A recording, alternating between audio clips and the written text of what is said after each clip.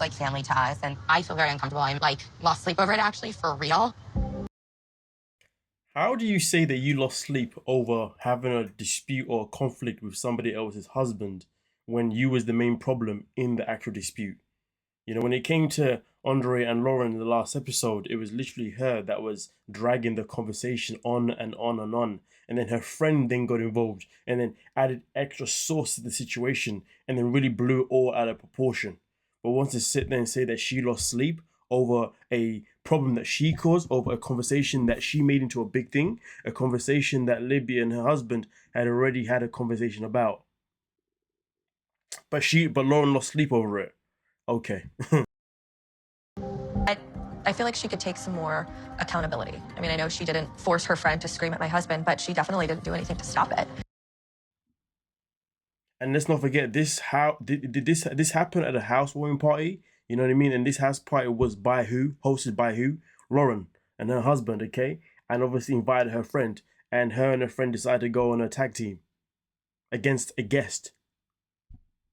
Yeah, Loren doesn't know what accountability is. Loren just knows what moving mad is. And that's extremely inappropriate behavior. And I don't think it was warranted at all. Yes, we know my husband can say some like crazy stuff, but did he really say anything crazy though?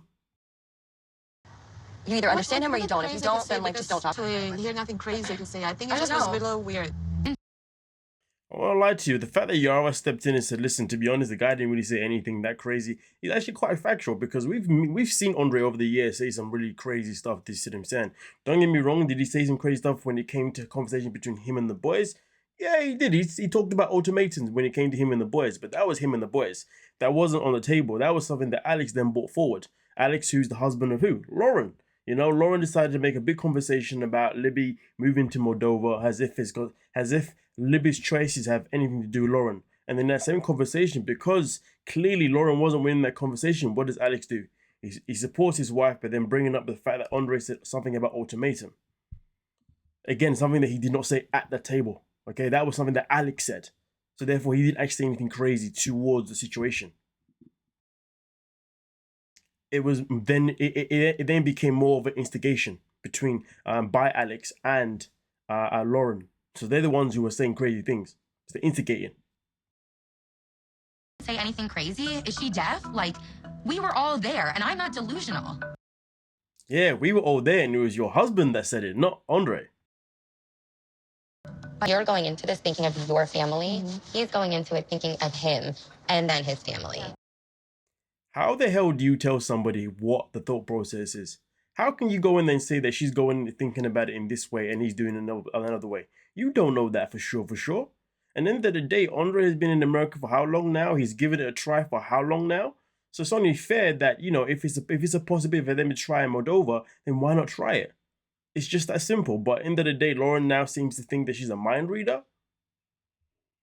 And to be fair, just to also clarify, Loren, just so you know, Libby is Andre's family.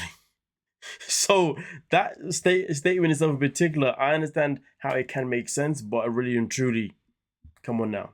His wife is his life. So are his kids. It's just, of course, he would like his... He would just like that if the family that he came from got a chance to spend time with him some more, as well as also spend time with his kids. But of course, let's all be real. This whole trip to Moldova, I mean, this whole move to Moldova is never really going to happen anyway. I'm going to respect him. I want to respect his leadership and what he wants to do. Oh, can you imagine what if she likes it, actually? When you go there, when you visit, do you actually like it there? I love it when I go, but I'm in vacation mode, so I don't know how to, like, differentiate between the two. I ain't gonna lie to you, a lot of people go places multiple times in vacation mode and they like it and then they end up saying, you know what, maybe I'll stay here now. You know what I mean? So sometimes vacation mode isn't that different as, you know, I want to move here mode, to be honest with you. Usually you have to go into vacation mode to then actually start convincing yourself that you actually may want to live in this location. That's how a lot of people end up relocating to different locations. In the UK, people end up relocating to Spain quite a lot, well, before Brexit, you know what I mean? So yeah, like that's just how it works, you know. But anyway, end of the day, I like the fact that Yara said, but what if she does like it? I like the fact that Yara is being that kind of person on Libby's shoulder who's saying that, hey, just so you know, it's not me and Loren against you, it's Loren against you by herself. You know what I mean? I'm more than happy to support you in your choices. So yeah, what if you do like it? If you do like it, then yeah, you should stay there. And to be honest with you, Yara being European, it makes sense for her to, you know, want to support the whole conversation, you know? It's healthy. It's good. You know, in Moldova, there's a lot of another European country nearby. Yeah. You can literally jump in the car and drive to another Like country Germany or and something, change they have it up to version. wherever. Yeah. Which is so freaking true, and it's such a luxury, you know.